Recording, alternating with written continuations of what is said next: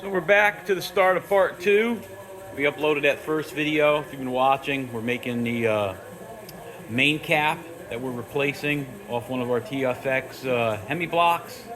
The main cap that was cracked upon inspection when we pulled it apart in the used motor we bought. And part 1 was about 30 minutes long, so I had to upload that. So this is going to be part 2. We just finished the bearing bore, the housing bore, 2-inch, 745. I left it a couple thou shy, so I'm going to finish it up on the line hone once it's bolted to the block.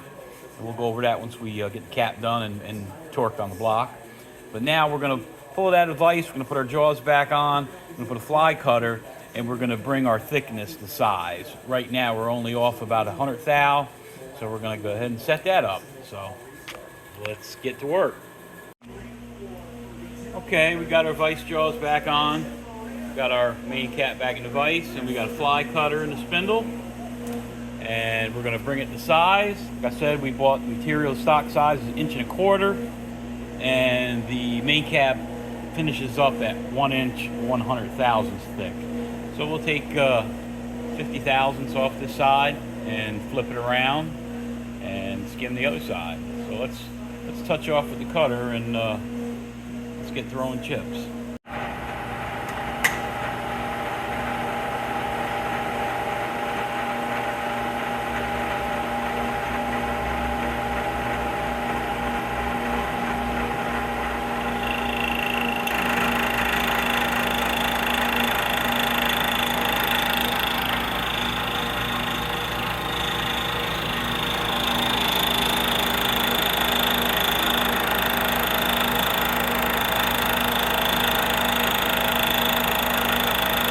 I'm not really pushing this machine very hard. I mean, I'm in no rush. I'm only making one part, so it's not like I'm on a time clock or a time crunch to get these made.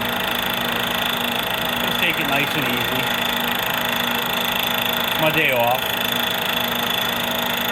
I'll be here all week.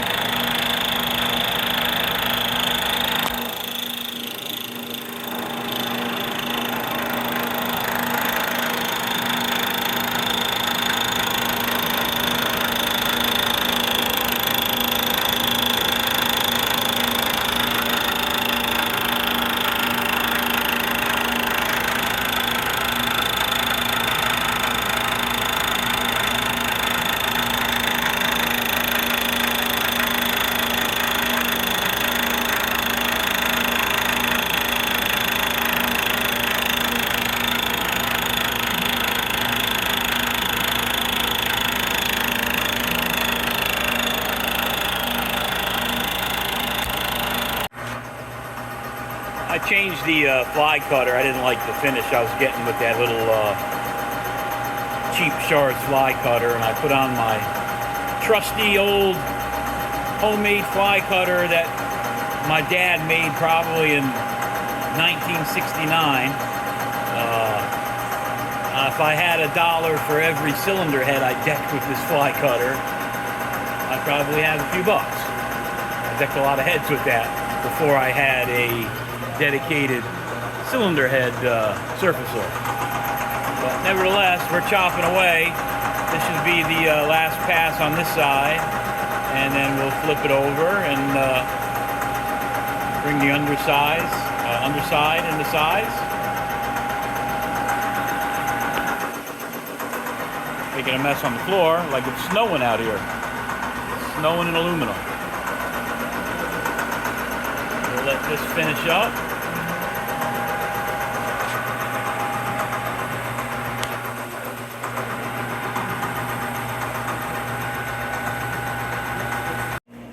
Finish that side. We're going to flip it around. There's another shot of that fly cutter my old man built back in the late 60s. Hence the term tool maker. And that's where the machinist was back in the day. But pretty nice finish. Can't beat that. A manual machine. I don't think the phone does it justice. So let's flip it around and bring the other side into size. Flipped it around, and now we're fly cutting the bottom side.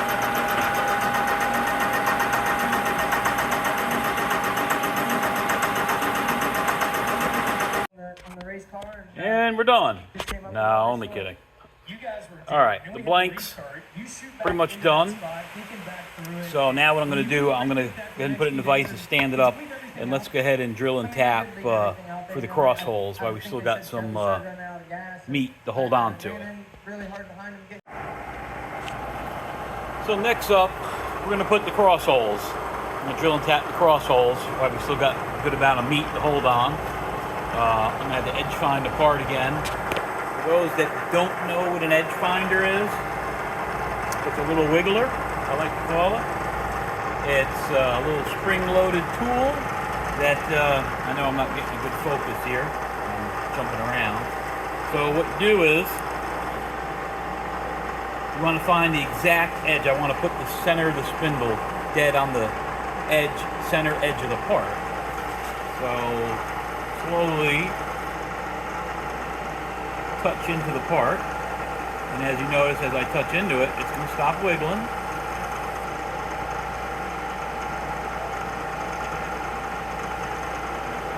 It's starting to get straight, starting to center up. I'm doing it slow just to show you guys. Normally I do this really quickly. So once you get it where it's spinning straight, now you want to go really easy just to get it where it'll kick off. Straight, straight. Really slow. Ah, see it? Kicked off. As soon as it kicked off, that means you've just touched it and pulled it right off center. So now, we're going to spindle up. Now this is a 200 thousandths edge finder, so half of that would be 100 thousandths. So we go over here, see if I can show you here. I'm going to set my dial to 100, and I'm farting around with it, I'm trying to hold the camera. Trying to set the lock here. Alright, now my dial's on 100. I take my brake off.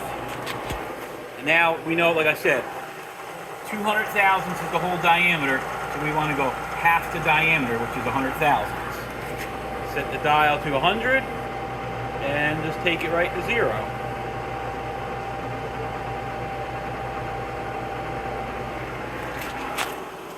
Now if we stop, notice we're dead on center of the edge. I'm just centering that to show you. So now we know we're dead on center of the edge. So let's say on our main cap, and I'm just going to use generic numbers. Let's say from the edge of the block to the center where we want our main cap is 1 inch. So now we would just dial our dial in 1 inch, long ways, and then we'll edge find again from the back side. Always edge, if you're edge finding from the back side, you always want to go against the side, from the fixed side of the jaw. So now normally I would only edge find from my stop side. You see I got a little vise stop here, but this block we've already machined it and it's all symmetrical, so I know we're good there. And this is the face off of the bottom where the main cap's going to sit on the block, so I want to pull my dimension from there. Vise stop, if you don't know, is just a little adjustable, a little Allen screw there. You can make these, you can buy these for next to nothing from like Manhattan Supply, MSC, or Travers, or whatever, but they're really useful.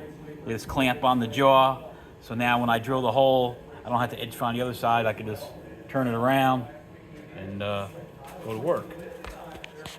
Go ahead and edge find the back side, and we'll start drilling the hole. All right, we got our part edge found. I'm going to go ahead and spot drill for the cross hole.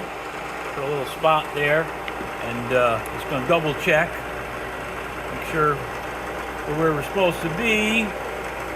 That hole from the end was 1.25 inches. It's right there, and half the width of the 1 inch 80 thousandths,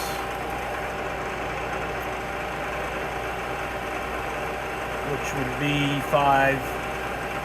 40, a little better than a ½ inch. And we'll go there. Now we'll go ahead and spot it.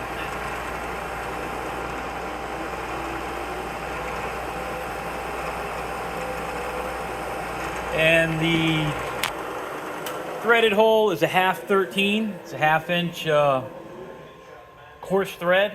I don't know why. I think I would have used a fine thread if I was doing it, but it is what it is. So we're going to match that up. So we're going to use the tap drill of, I believe 7/16 is the tap drill for ½ So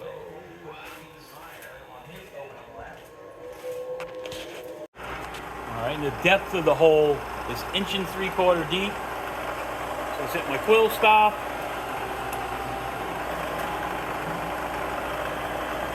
Inch 3/4 deep. So we don't want to go through into our bearing bore. A little fast. There we go.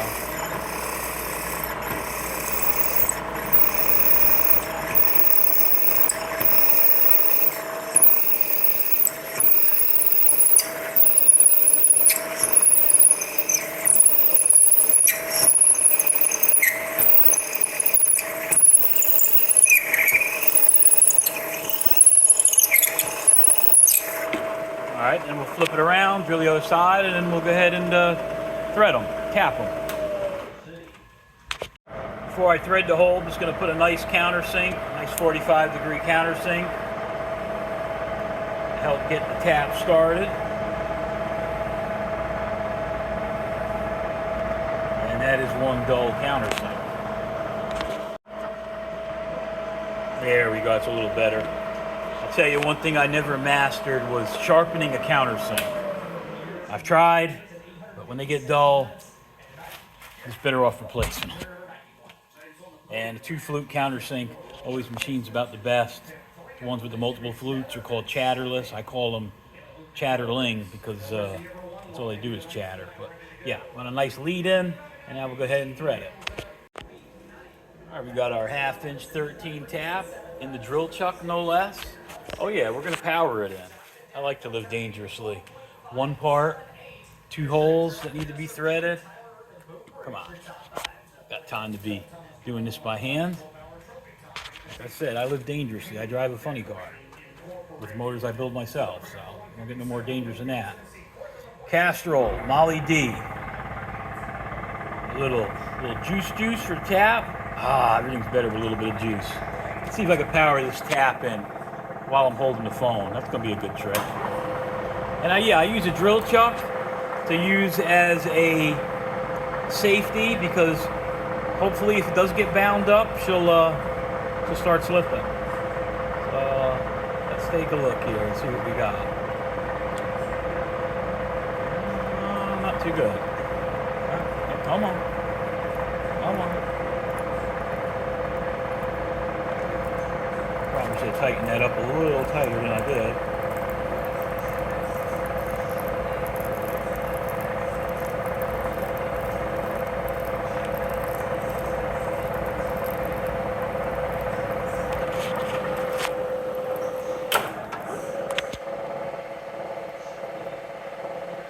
And that's a fast spiral tap, which pulls the chip out, doesn't pack it in. And it does take a little more torque to tap than normal, but look at that.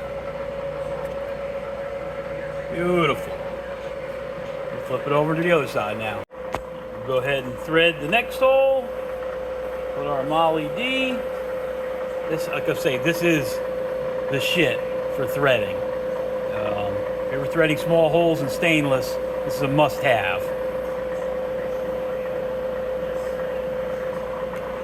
And again, a nice countersink goes a long way when you're threading. Look at that.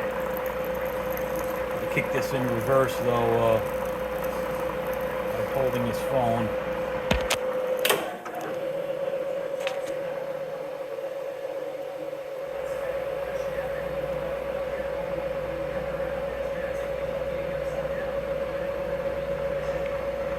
Terrific. Now we're going to go on to cutting the steps, start cutting the profile out to fit in the block. That'll be the next step. So now I'm getting ready to trim out the registers where it's going to fit in the block in between the main registers. So I'm going to cut this section out. You see I'm using a ball end mill so I can generate that radius in the body. Remember, radiuses are what gives you strength. Remember, like your crankshafts, the bigger the radius in the corner, the stronger the crank is. Sharp edges, prone to cracks. So, manual machine, we can't program and make a radius with the tool pad, with the cutter. So, just using a ball end mill, put that radius in the bottom. So I'm going to shut this off for a minute, and I'm going to chop this down and cut this side out. And I just measured the block. Always check twice, cut once. This TFX block, the registers are a little different on each side. So the cap isn't symmetrical. So got to pay attention to that so we can get the right, I want to get this right down to about a thou fitment.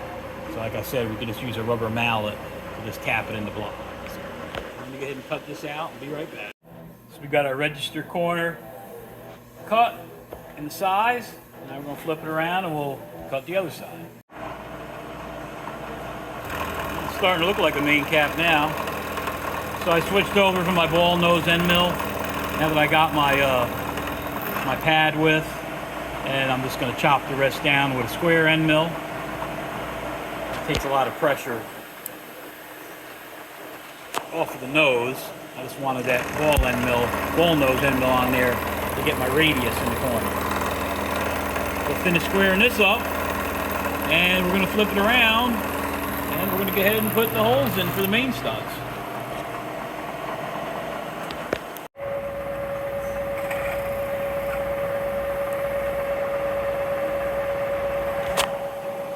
All right, we're going to blast the holes in here.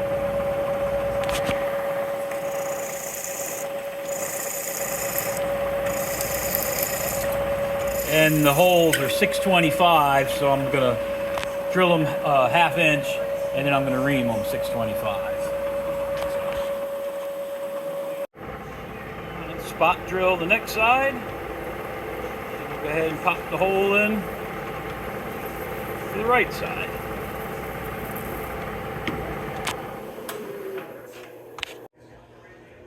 All right, so basically we got it all roughed out. We got all the pertinent sizes in place.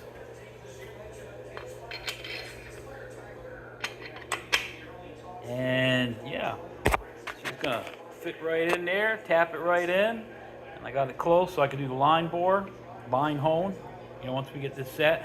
Now I'm still gonna, you notice the angles on the top here. Basically this is for aesthetics. I mean, if I was building a block from scratch, I may have left it straight across, almost like an LS cap. But I'm going to go ahead and set it up and put those angles so they look uniform. Not that it needs it, but so it looks good. And so I'm going to go ahead right now. We'll profile that. We'll cut those angles and relieve this a little bit on that flat. And then I got to drill and tap this 5/16 threaded hole. If you notice, all the main caps have this, and for those that know, those that don't. So these fit pretty tight. And when you're in the pits, you're pulling these lower caps off pretty often. I don't know if I'll pull them off every run. In an alcohol motor and a fuel motor, you're pulling them off every run to check that lower bearing, because the lower bearing is what gets pounded out, and that tells you a lot about your tune-up, how your fuel system is. If you're dead lean, you're pounding these bearings out. You need to fatten it up. So this threaded hole is to use to screw your slide hammer in. It makes it easy when you're under the car to pop the cap out, because these fit really tight. So I'm going to drill and tap that 5/16 hole, and I'm going to go back right now and just profile the ends, and hell, we'll be just about done. So run back over to the mill and finish that up, and we'll be done here in short order.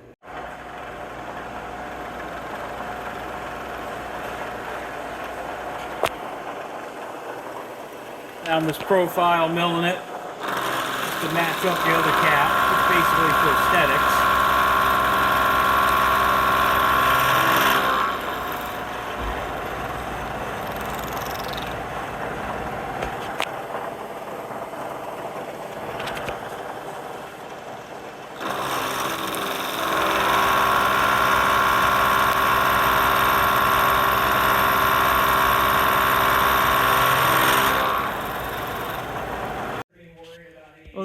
have it.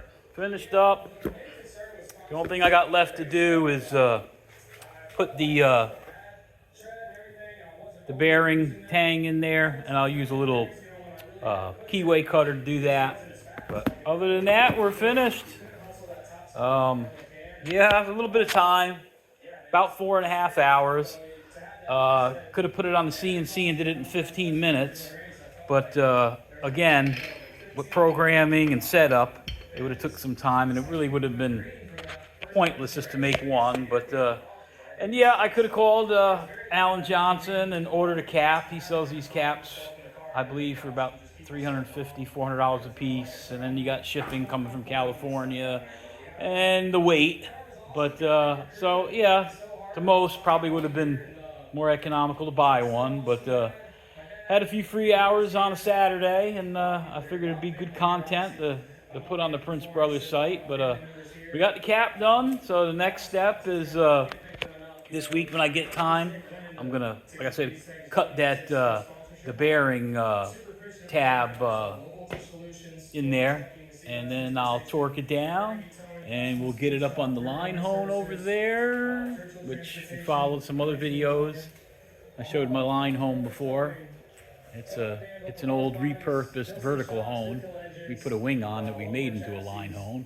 It works good. It uses regular Sunnin arbors. I don't know where the rest of them are. They're around here somewhere. But anyway, so I hope you enjoyed the video, and just one more piece closer to getting ready to race this funny car. All right, guys, have a blessed rest of your weekend. We'll talk to you next time.